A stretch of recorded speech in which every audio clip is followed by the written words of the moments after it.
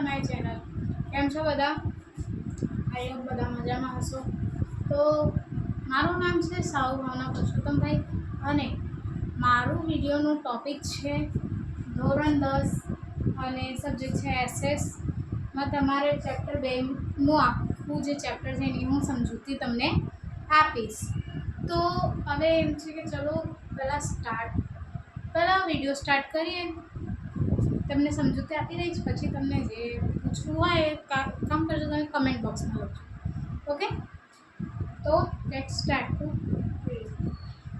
તો હવે તમારું છે ચેપ્ટર 2 ભારતનો સાંસ્કૃતિક વારસો, પરંપરાઓ, હસ્ત અને લલિત કલાઓ. તો ભારતનો સાંસ્કૃતિક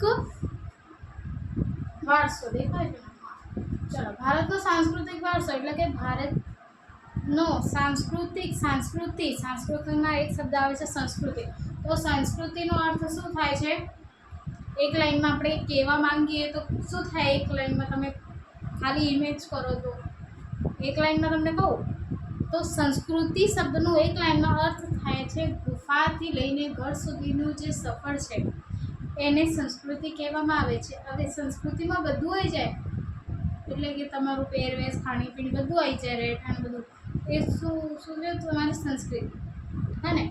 હવે આવ્યું વારસો. તો વારસો એટલે કે પેઢી, જે તમને વારસાગત રૂપે ઘર મતલબ તમને જે મળે છે. હવે વારસામાં એમ તો 2 પ્રકાર છે, આપણે જાણીશું, પણ વારસો એટલે કે પેઢી. હો ને? હવે આવ્યું પરંપરાઓ, જે તમને તમે જે ધર્મમાં હશો, તે જે જાતિના હશે કે તમે જે ઘરમાં હશો એની પરંપરાઓ જુદી હશે. આપણે તો અહીંયા જગ્યાએ શું કહેવાય, પરંપરાઓ, નિયમો બધું બદલી જાય છે. હા ને? તો પરંપરાઓ, નિયમ. અને આવ્યો હસ્ત અને લલિત કલા. હસ્ત એટલે કે હાથ, અને હસ્ત છે તો હસ્તકલા છે. હસ્ત અને લલિત કલા. તો હસ્તકલા અને લલિત કલા. તો હસ્તકલા એટલે કે હાથ વડે કરવામાં આવતી કલા, અને લલિત કલા એટલે કે એવી કલા જેના દ્વારા તમે મનોરંજન, કલા કહેવામાં આવે છે જેમાં તમે મનોરંજન થાઓ.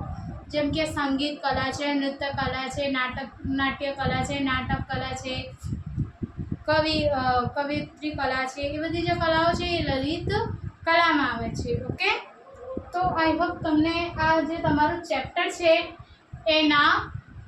એનું અર્થ તમને ખબર પડી ગઈ હશે. ખબર પડી ને કે સંસ્કૃત શબ્દનો અર્થ શું થાય છે, વારસાનો અર્થ શું થાય છે, પરંપરાઓનો અર્થ શું થાય છે, હસ્તનો અર્થ શું થાય છે, અને લલિત કલાનો અર્થ શું થાય છે. આઈ હોપ તમને બધાનો અર્થ ખબર પડી ગઈ હશે. હવે આપણે ચેપ્ટરની શરૂઆત કરીએ. તો જોઈએ હવે આપણું ચેપ્ટર. તો સૌથી પહેલાં આપણે આ ક્વિમ કરીએ, એના પછી તમને સમજો.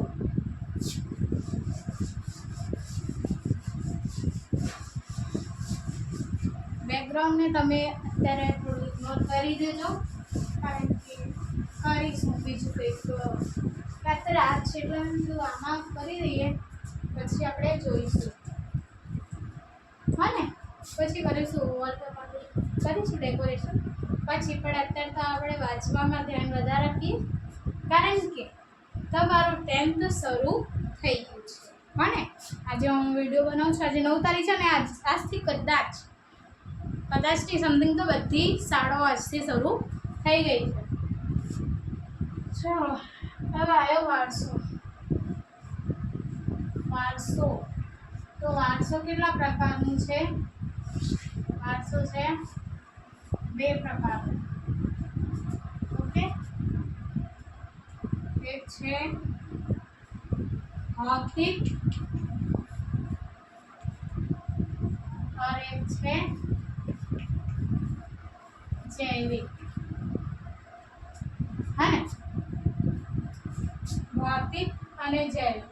ઓકે, તો હવે ભૌતિક વારસો એટલે શું અને જૈવિક વારસો એટલે શું?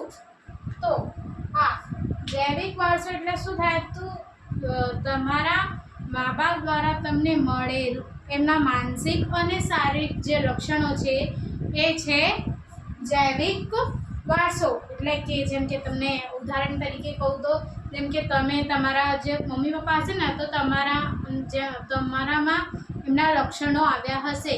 જેમ કે તમારી હાઈટ તમારા પપ્પા જેવી હશે, તમારી જે શકલ છે, તમારી જે શકલ જે છે એ તમારા મમ્મી ઉપર ગઈ હશે, કાં તો તમારા દાદી ઉપર, જે છે તમારા પરિવારમાંથી કોઈના લક્ષણ હશે. તો જે તમને પેઢીમાં વારસામાં મળી છે જૈવિક વારસો કોના કહેવામાં આવે તો મા બાપ દ્વારા એમના માનસિક અને શારીરિક લક્ષણ જે મળે છે વારસાગત રૂપે એને જૈવિક વારસો કહેવામાં આવે છે.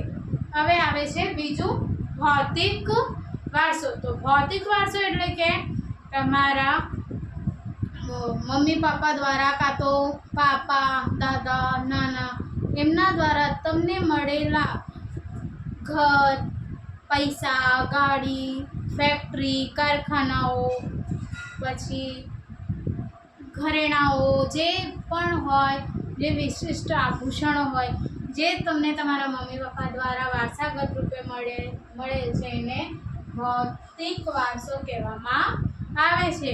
જેમ કે તમે કોઈ સોનીના છોકરા હોય સોનારના તો તેના ઘર તો સોનું હોય બરાબર, તો એમને વારસાગત રૂપે પૈસા અને સોનું મળે છે. દાદાએ શરૂ કરેલ હોય બિઝનેસ તો દાદા દ્વારા એમના છોકરા મળે, એમના છોકરા દ્વારા એમના છોકરા દ્વારા એમના છોકરા, પછી તમે તમારા છોકરાને આપશો એમ. તો જે વારસાગત રૂપે જે તમને વસ્તુઓ મળે છે, ઘર છે, ફેક્ટરી, બધું એ શું કહેવામાં આવે છે તો ભૌતિક વારસો. હવે ખબર પડી તમને? હવે આવે છે સાંસ્કૃતિક. હું લખું છું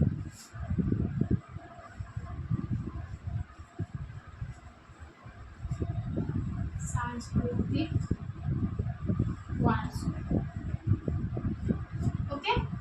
હવે જો તમે અહીંયા આ જૈવિક તમારા મમ્મી પપ્પાના શારીરિક અને માનસિક લક્ષણો દ્વારા જે તમને પ્રાપ્ત થયો છે એ જૈવિક વારસો.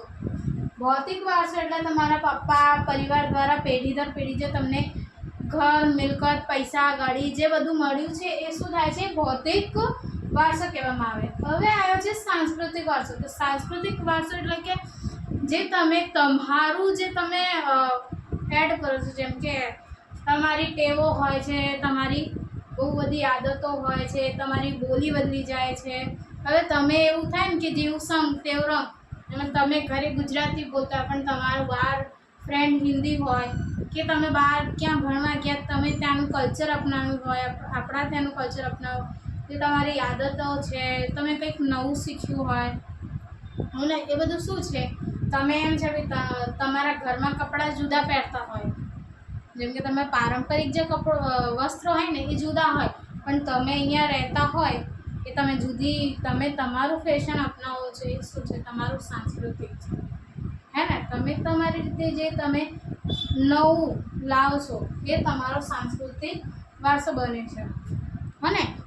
જેમ કે આપણે એમ કહીએ તો આપણે જે દાદા નાના પરનાના હતા ને એ લોકો પહેરતા હતા ધોતી કેડી, કે લોકો પહેરતા હતા ધોતી કુર્તા, કોઈ કંઈક પહેરતા હતા